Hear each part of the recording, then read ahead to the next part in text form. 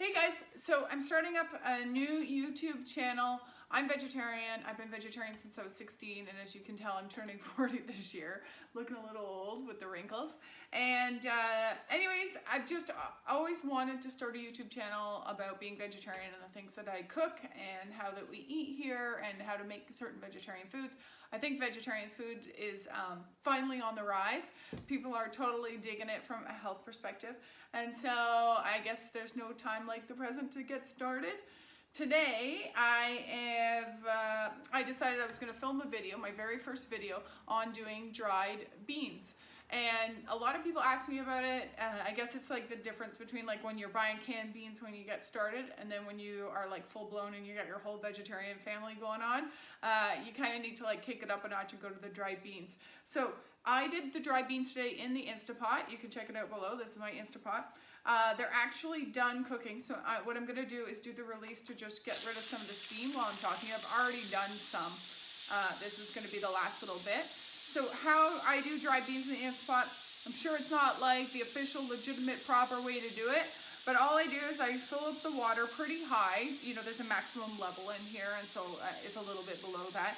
And I add my beans, just make sure that it doesn't go over that, you know, max water level in the Insta-Pot. And I put it on the bean stew setting. I don't know if other people do on that one. And then basically I push start. The only reason I use the Insta-Pot pretty much is for that reason, to do dried beans, because if I don't soak them all overnight, I can do them on the stove. But this kind of makes it easier. You don't have to soak overnight. You can just throw your dried beans in here and then like 30-40 minutes later, they're done. It takes a little while to heat up the water and then a little time for it to cook.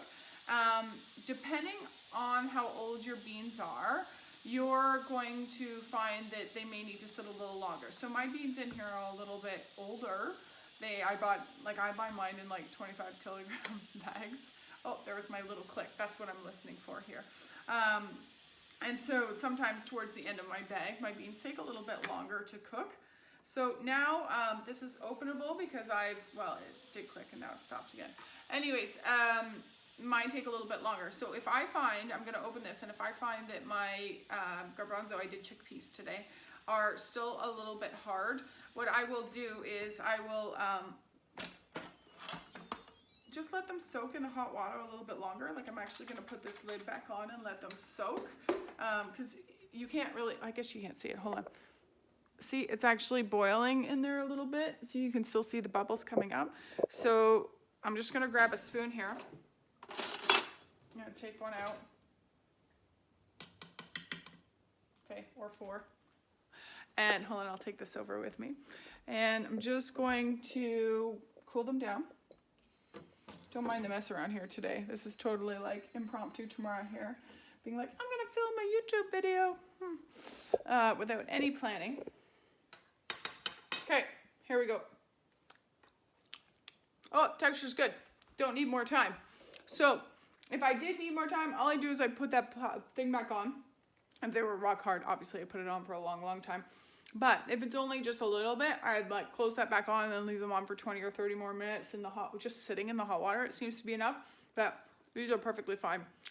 I'm looking for a texture that is not too soft. I like a little bit of like meatiness to mine, but not so much that you're eating raw beans, obviously.